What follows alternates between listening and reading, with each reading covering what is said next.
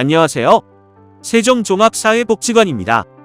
오늘은 자원봉사자 교육으로 만나 뵙게 되었는데요. 먼저 목차부터 말씀드리겠습니다. 자원봉사 어원부터 의미의 변화, 자원봉사의 특성, 활동 시 유의사항, 인권교육, 개인정보보호, 교육 순으로 진행되겠습니다. 먼저 자원봉사 어원입니다.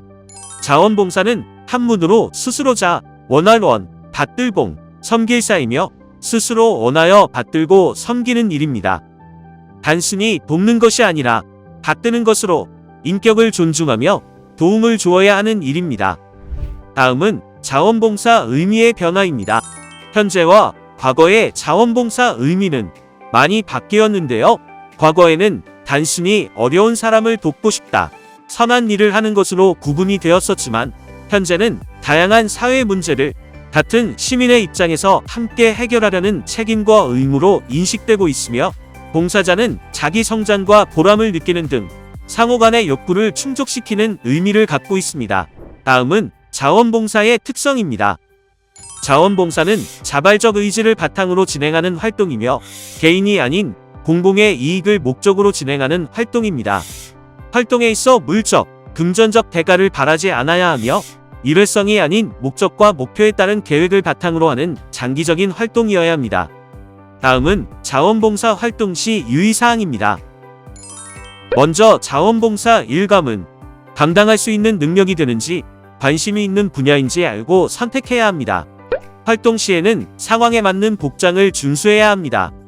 활동적인 봉사임에도 불편한 복장을 입고 온다면 활동에 어려움이 있겠죠? 또 표현에 특히 주의해야 합니다.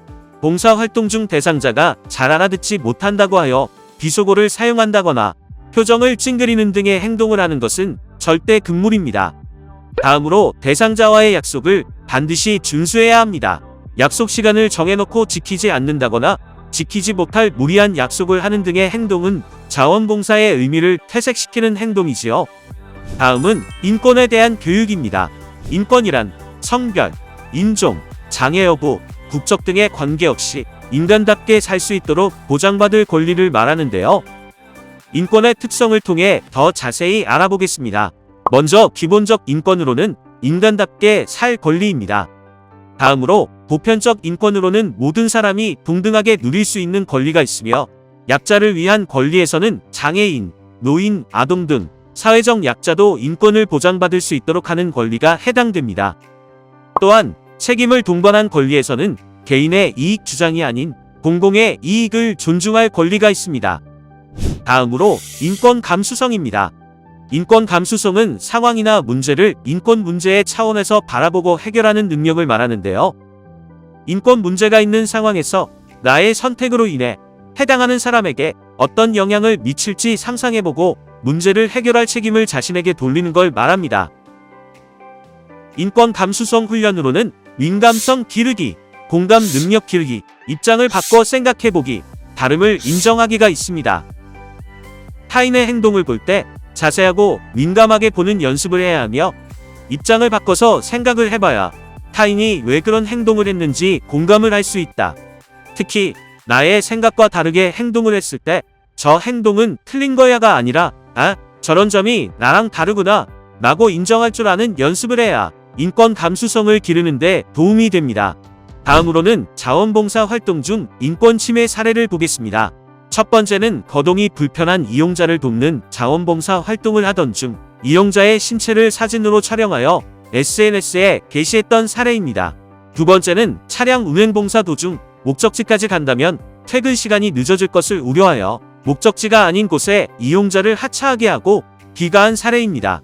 몸이 불편한 이용자를 많은 사람들이 볼 수 있는 SNS에 게시함으로써 이용자의 인권을 침해한 사례에 해당하며 절대 해서는 안 되는 행동입니다.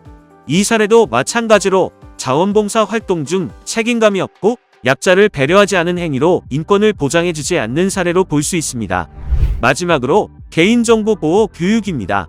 개인정보의 종류는 일반, 재산, 사회, 신체, 정신, 통신적 정보로 분류되며 이 중에는 개별적으로 보았을 때 개인정보가 아닌 것으로 생각되는 요소도 있지만 결합하여 누군가를 특정할 수 있다면 개인정보에 해당함을 인지해야 합니다. 개인정보 유출을 사례로 살펴보겠습니다. 자원봉사 활동 중 밑반찬 배달을 맡게 된 A씨는 대상자의 이름이 적힌 메모지를 모르는 사람에게 건네며 이 집에 사는 사람을 알고 있느냐고 물어보는 사례가 있었습니다. 대상자의 이름과 주소를 노출한 사례에 해당합니다. 두 번째로 대상자의 연락처를 동의 없이 타인과 공유하는 경우도 마찬가지로 개인정보 유출 사례에 해당합니다. 또한 자원봉사 활동 중 자신의 이력으로 등록하기 위해 촬영한 사진을 공공연하게 모두가 볼 수 있는 블로그, SNS에 게시하는 경우도 개인정보 유출에 해당합니다. 대상자에게 동의를 받았다고 해도 모두가 볼 수 있는 곳에 게시하는 행동은 자제하는 것이 좋겠죠? 다음은 개인정보 유출을 예방하는 방법에 대해 알아보겠습니다. 첫째, 대상자의 이름, 주소 등이 적힌 기록지는 반드시 파쇄하여 폐기합니다. 둘째, 자원봉사 활동 중 알게 된 대상자의 정보들은 지인 등 외부에 유출을 해서는 안 됩니다. 셋째, 자원봉사 활동 사진은 촬영 동의를 받았더라도 삭제하거나 개인적으로만 소장해야 합니다. 자원봉사 활동 중 다양한 계층의 주민들과 만나게 되는데요. 활동에 앞서 인권 보장 및 개인정보 보호와 관련하여 다시 한 번 더 숙지해 주시고 봉사활동에 임해 주시길 부탁드립니다. 감사합니다.